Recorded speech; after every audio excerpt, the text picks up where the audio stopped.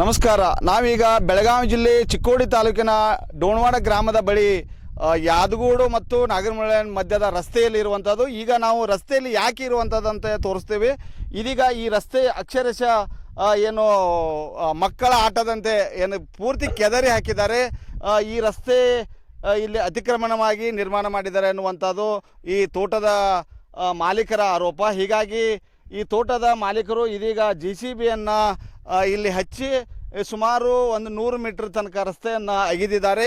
ಹೀಗಾಗಿ ನಾವು ಏನು ಮಾಡಬೇಕು ಅನ್ನುವಂಥ ಸಮಸ್ಯೆಯಿಂದ ತಲೆ ಮೇಲೆ ಕೈ ಹೊತ್ತವರ ಹಾಗೆ ಇಲ್ಲಿ ಗ್ರಾಮಸ್ಥರು ಏನು ಡೋಣವಾಡ, ಬೆಳಕೂಡ ಬೇರೆ ಬೇರೆ ಗ್ರಾಮಸ್ಥರು ಇಲ್ಲಿ ನಮ್ಮ ಜೊತೆಗಿರುವಂಥದ್ದು. ಈಗಾಗಲೇ ಸಾಕಷ್ಟು ನಾವು ಇಲ್ಲಿ ಕಬ್ಬನ್ನು ಕಳಿಸ್ತಾ ಇದ್ದೇವೆ, ಬೇರೆ ಬೇರೆ ಊರಿಗೆ ಹೋಗ್ತಾ ಇದ್ವಿ. ಆದರೆ ಇದೀಗ ರಸ್ತೆಯನ್ನು ಅಗೆದಿದ್ದರಿಂದ ನಾವು ಏನು ಮಾಡೋಣ ಅನ್ನುವಂಥ ಪ್ರಶ್ನೆಯನ್ನು ಮಾಡ್ತಾ ಇದ್ದಾರೆ. ಇದೀಗ ಇಲ್ಲಿ ಗ್ರಾಮದ ಮುಖಂಡರಿದ್ದಾರೆ, ಅವರನ್ನು ಕೇಳೋಣ. ಸರ್, ಏನು ಹೇಳ್ತಾರೆ?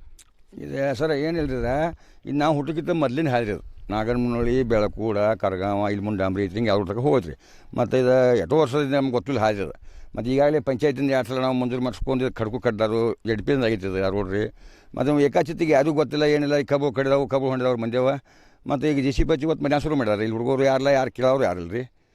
ಈಗ ಹೊಲದ ಮಾಲೀಕರು ಏನಂತೀರಿ, ಏನಂತ ಹೇಳ್ತಾರೆ ಅವ್ರು? ಅವ್ನು ಕೇಳಿದ್ರು ನಾವು ಇಲ್ಲ, ನಮ್ಮ ಪಂಚಾಯತ್ ಅವ್ರು ಹೇಳಿದಾರು, ನಮ್ಗೆ ರಾಜಕೀಯ ಲೀಡರ್ಗೂ ಹೇಳಿದಾರೆ, ಹೆಸರು ಹೇಳ್ತಾರೆ. ಅವ್ರ ಹೆಸರು ಹೇಳೋದೇನು ಬ್ಯಾಡ್ರಿ ನಮ್ಗೆ. ರಾಜಕೀಯ ಲೀಡರ್ ನಮ್ಗೆ ಹೇಳಿರ್ತೆ. ಅವ್ರ ಬೇಕಾದ್ರೆ ಬಂದು ಪ್ರತ್ಯಕ್ಷ ನೋಡಿ ರಾಜಕೀಯ ಲೀಡರ್ ಯಾರು ಅವ್ರು ಯಾರು ಮಾಡಿದ್ದಾರೆ ಇದು ಅವ ಪ್ರಧಾನಿ ಮಾರ್ತಂದು ಒಗ್ಗರ್ತದಾರ. ಈಗ ಅವರೆಲ್ಲಿ ಇದ್ದಾರೆ? ಅವ ಈಗ ಇಲ್ಲೇ ಇದ್ರಿ, ಇದ್ದೀಗ JCB ತಾಕ್ರಿ. ಈಗ ಪೊಲೀಸ್ ಸ್ಟೇಷನ್ ಗಾಡಿ ಬಂತು, ಈಗ ಹೊಸ ಗಾಡಿ ಬಂತು. ಅವ್ರು ಹೇಳಿ ಅಲ್ಲಿ ಸ್ಟೇಷನ್ಗೆ ಬರ್ರಿ, ನಿಮ್ದು ಏನು ನಾವು ಬರ್ರಿ ಮುಗಿಸ್ಕೊಳ್ರಿ ಅವ್ರು ಹೇಳ್ರಿ. ತಹಸೀಲ್ದಾರ್ ಸಾಹೇಬರು ಫೋನು ಬಂತು, ಈಗ ಅವ್ರನ್ನ ಕರ್ಕೊಂಬರ್ರಿ ಪತ್ತು ಹೇಳ್ರಿ. ಸ್ವತಃ ತಹಸೀಲ್ದಾರ್ ಸಾಹೇಬ್ರು ಬಂದು ನೋಡಲಿ, ಮುಂದೆ ನಿರ್ಣಯ ತೊಗೊಳ್ರಿ. ಅದಕ್ಕೆ ಮತ್ತು ನಕಾಶೆ ಆಗೈತೆ ಹೇಳ್ತಾರೆ. ಅವ್ನು ನಕಾಶೆ ಆಗಿದ್ರೆ ಬೆಳಕೂಟು ಕರ್ಗಾವ್ ತಕ್ಕ ಡಾಂಬ್ರಿನ ನಕಾಶೆ ಆಗಿಲ್ಲ ರೀ. ದಿನಕ್ಕೆ 10 ಬಸ್ ಆಯ್ತಾವೆ ನಮ್ಮ ರಾಯಬಾಗ್ ಸಂಖ್ಯೆ. ಇಲ್ಲಿ ಬಸ್ ಇಲ್ಲ ರೀ, ನಾವು ಅಲ್ಲಿಂದ ಮುಂದೆ ಹೋಗ್ತಾರೆ. ಶಾಲೆ ಸ್ಕೂಲ್ ಬಸ್ ಹೋಗ್ತಾರೆ, ಈಗ ಸ್ಕೂಲ್ದು ಹೋಗ್ತಾರೆ. ಇದನ್ನು ಈಗ ನಾವು ಡಾಂಬ್ರಿ ಹಾಕಿ ಒತ್ತಾಯ ಮಾಡಿದ್ರಿ MLA ಈ ಡಾಂಬ್ರಿ ಹಾಕಿ ಕೊಡ್ತದೆ ಹೇಳಿದಾರೆ.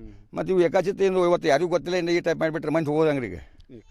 ಈಗ ಈ ರಸ್ತೆ ಬಂದಾದ್ರೆ ನೀವು ಪರ್ಯಾಯ ರಸ್ತೆ ಹೆಂಗೆ ಹೋಗ್ತೀರಿ, ಏನು ಮಾಡ್ತೀರಿ? ಪರ್ಯಾಯ ರಸ್ತೆ ಸರ್ ಯಾವುದೂ ಇಲ್ಲ. ಮತ್ತು ಹಾಗಾಗಿ ಸುತ್ತಾಗಿ ಹೋಗ್ಬೇಕು. ಇಲ್ಲಿ ಮುಂದ್ಗಡೆ 1 ಕಿಲೋಮೀಟರ್ ಮುಂದೆ ಒಂದು ಪ್ರೈಮರಿ ಸ್ಕೂಲ್ ಇದೆ. ಆ ಚಿಕ್ಕ ಮಕ್ಕಳೆಲ್ಲ ಹೋಗೋದು ಹೆಂಗು ಭಾಳ ಸಮಸ್ಯೆ ಇದೆ. ನಂದು ಮುಂದೆ ಹೊಲ ಐತಿ, ನಾವು ಹೆಂಗೆ ಹೋಗ್ಬೇಕು?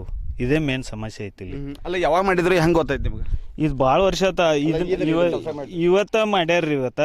ನಮ್ಮ ಮಧ್ಯಾಹ್ನ ಮುಂದೆ ನಾವು ಇವಾಗ ಬರೋದು ನೋಡೋದಕ್ಕೆ ಈ ನಮೂನಿ ಆಗದಿದ್ದಾರೆ ರೀ. ಅಲ್ಲ, ಈಗ ನೀವು ಇಲ್ಲಿ ಹೊಲದವರು ಆಗಿ ಏನಂತಂದ್ರೆ ನೀವು ಏನು ಹೇಳಕ್ಕೆ ಇಷ್ಟಪಡ್ತೀವಿ, ಏನೇನು ಆಗ್ಬೇಕಂತ ಹೇಳಿ? ಇಲ್ಲಿಂದ ನಮ್ಗೆ ನೇರವಾಗಿ ರೋಡ್ ನಮ್ಗೆ ಡಂಬರಿ ತಗ ಟಚ್ ಆಗೋಂಗೆ ಹಾದಿ ಆಗ್ಬೇಕು ರೀ. ನಮ್ಮ ಕಬ್ಬು ಐತ್ರಿ, ಕಬ್ಬು ಕಡ್ದೇವ್ರಿ ಹೊಲ್ದಾಗ. ಈಗಾಗಲೇ ಆಲ್ರೆಡಿ ಗಾಡಿ ತುಂಬ ನಿಂತೈತ್ರಿ. ಅದು ಇದು ಸಂಕೇಶ್ವರ ಹೋಗ್ಬೇಕ್ರಿ. ಸಂಕೇಶ್ವರಕ್ಕೆ ಹೋಗ್ಬೇಕೈತ್ರಿ. ಈ ಕಡೆಯಿಂದ ನಾವು ಹೋಗೋ ಹಾದಿ ರೀ.